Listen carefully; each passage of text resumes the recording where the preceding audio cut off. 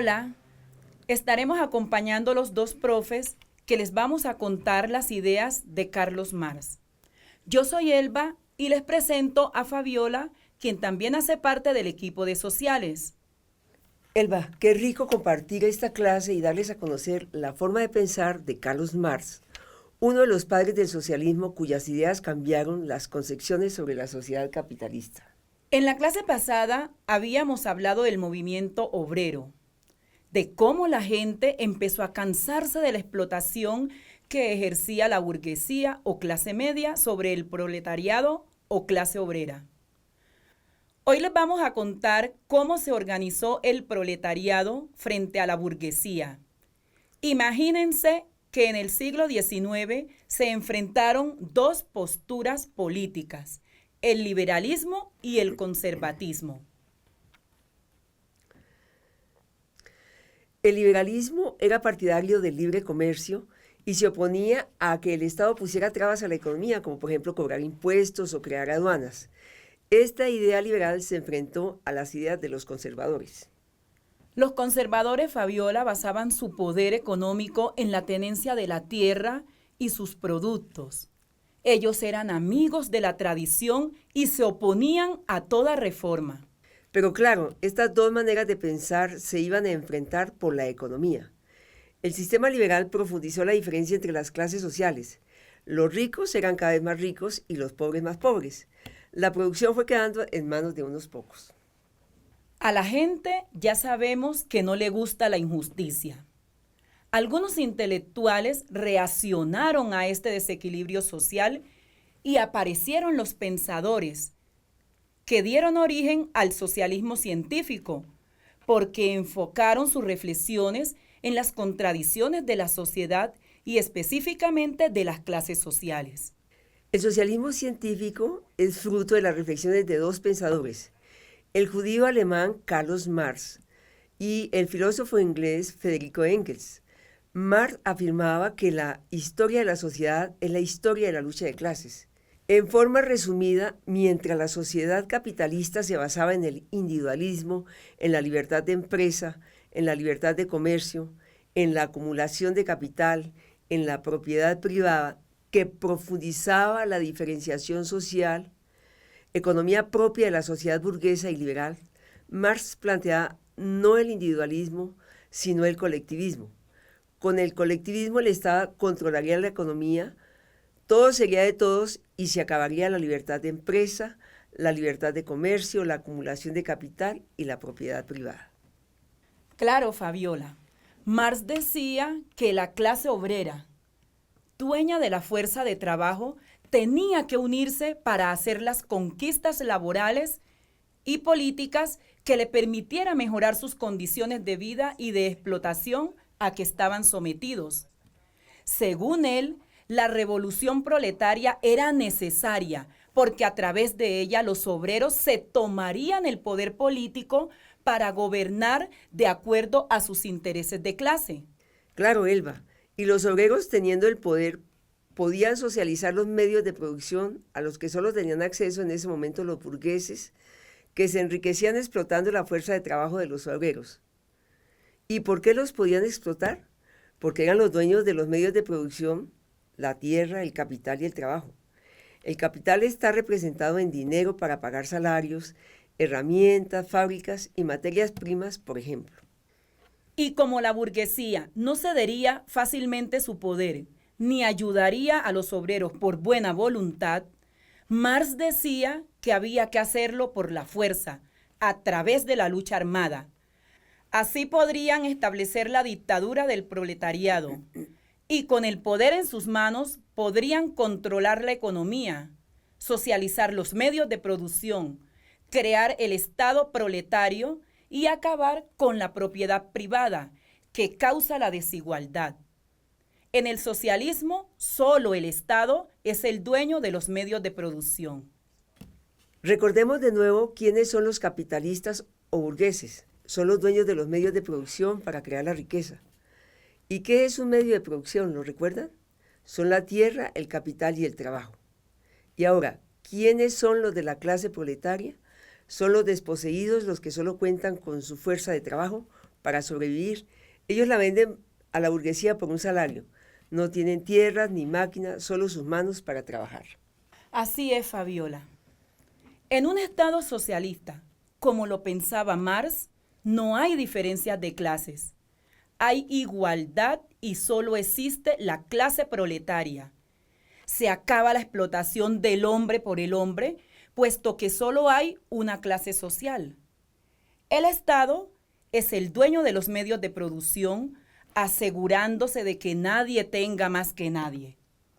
El marxismo planteó eliminar el poder y la influencia de la burguesía, que se basó en la explotación, puesto que a los obreros les pagaban bajos salarios. Los que se enriquecían eran los burgueses. Claro, Elba.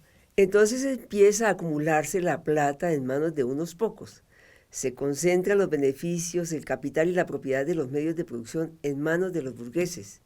Y así aumenta el proletariado, que cada vez es mucho más pobre. Aquí es cuando comienza la crisis de la sociedad capitalista. Al empobrecerse, el proletariado no puede comprar los productos. Hay mucha oferta y poca demanda. Es decir, como les pagan tan mal, los obreros no tienen plata para comprar cosas, pero las fábricas siguen produciendo cosas, incluso cada vez más cara. Imagínense que a ustedes le pagan un salario de 200,000 pesos y con esa plata tienen que vivir. Ahora imagínense que una barra de jabón vale 20,000 pesos y una libra de arroz otros 20,000 y unos zapatos 70,000. No les alcanza, ¿verdad? ¿Cuál será la solución? Pues comprar menos. Ahí viene el problema. Como no hay quien compre porque los obreros son pobres y no les alcanza la platica, la burguesía empieza a perder riqueza. Ella misma crea sus propios sepultureros, pues la máquina capitalista, compra y venta, deja de funcionar. Recuerden que el mercado capitalista funciona cuando hay oferta y demanda, o sea que las fábricas producen lo que el público quiere. Si no hay quien compre lo que se produce, las fábricas se van a pique, es decir, se quiebran. Y aquí es donde cambia la cosa de verdad. Surge entonces una gran mayoría proletaria que se rebela contra la minoría capitalista para apoderarse de los medios de producción y transformar el sistema económico burgués en una economía socialista.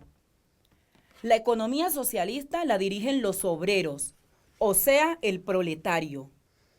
Ellos montan una dictadura que creen que dará origen a una sociedad sin clases. Suena hasta chévere que el Estado sea ahora el dueño de los medios de producción. Elba, ahora el Estado es proletario y no hay distinción de clases. Su lema es, a cada cual según sus necesidades, de cada cual según sus capacidades. El socialismo es un proceso que tiene fases. Esta dictadura del proletariado es la primera fase. La segunda fase es la socialización de la economía que acaba con la propiedad privada. Cuando se acaba la lucha de clases, se evoluciona a la fase final del socialismo, que es lo que se llama el comunismo. Y de eso les hablamos ahorita. Fabiola, sigamos entonces hablando sobre las ideas de Marx. Marx decía que la economía es la base de todo orden social. El hombre ha sido un ser social por naturaleza, con necesidades básicas como la comida, el vestido y la vivienda, que no puede solucionar solo. Por eso, para sobrevivir, tiene que relacionarse, o sea, organizarse para vivir en sociedad. A esa forma de organizarse para dar respuesta a sus necesidades, Marx lo llama modo de producción. ¿Qué es un modo de producción? Para Marx es una sociedad históricamente determinada. A través de la historia ha habido diferentes maneras de conseguir lo que se necesita para sobrevivir. O uno es dueño de los medios de producción o tiene que vender su fuerza de trabajo. Hay clases sociales cuando los dueños de los medios de producción son distintos a quienes venden su fuerza de trabajo. Los dueños de estos medios son los que tienen la riqueza. Según Marx, han existido varios tipos de modo de producción. Primero, el comunismo primitivo. En este modo de producción, los hombres tomaban lo que la naturaleza les brindaba. Vivían de la caza, la pesca y la recolección. La economía era de consumo y todo era de todos. El segundo modo de producción era el esclavismo. Al evolucionar el hombre creó herramientas y se fue de la economía de consumo a la economía de producción. Descubrió el fuego y la agricultura y la tierra pasó a ser necesaria para la producción. En la medida que los grupos humanos crecieron y un grupo se hizo más fuerte que otro, y el grupo más fuerte sometió al más débil, apareció el esclavismo y desde luego la propiedad. La sociedad se dividió en clases, los esclavistas, es decir, los explotadores, y los esclavos, o sea, los explotados. El tercer modo de producción que veremos es el feudalismo.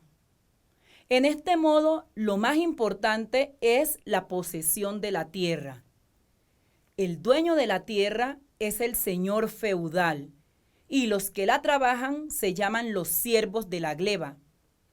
Se da la relación de vasallaje. Los que están por debajo del señor feudal son los vasallos y el trabajo es de servidumbre. El cuarto modo de producción es el capitalismo. La base de este modo de producción es el capital.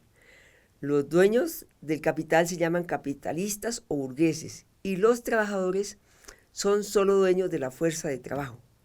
La sociedad sigue dividida en clases de acuerdo a la manera como se participa en el proceso de producción. No es lo mismo ser dueño de la mina que ser el minero.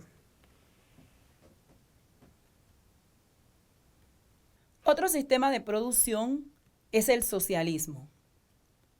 Cuando en una sociedad se acaba con la propiedad privada de los medios de producción, que es la causa de la diferenciación social, aparece la sociedad socialista.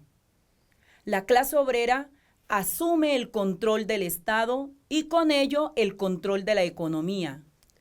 Surge una sola clase social llamada el proletariado. Aparece la sociedad socialista donde todo es de todos. Viene entonces el enfrentamiento de clases o la contrarrevolución. Los antiguos dueños quieren recuperar lo suyo y se da la lucha de clases. Y finalmente, el sexto modo de producción es el comunismo. Cuando se supera la lucha entre las clases sociales de los que perdieron el control capitalista y los que ahora lo tienen, el proletariado, se evoluciona a la fase superior llamada el comunismo. Esto aún no ha ocurrido en el mundo porque el hombre es egoísta por naturaleza y ama decir, esto es mío. Así es, Fabiola. Y para dar respuesta a sus necesidades, los hombres se organizan en torno a funciones y crean instituciones como la familia, la escuela, la iglesia, la policía, el supermercado. En estas instituciones existen normas que regulan las relaciones sociales y que buscan el bien común, como las que hay en tu colegio para regular la convivencia. Suena hasta bastante interesante esto de que todos seamos dueños de todo, que el Estado lo administra y que no hayan clases sociales.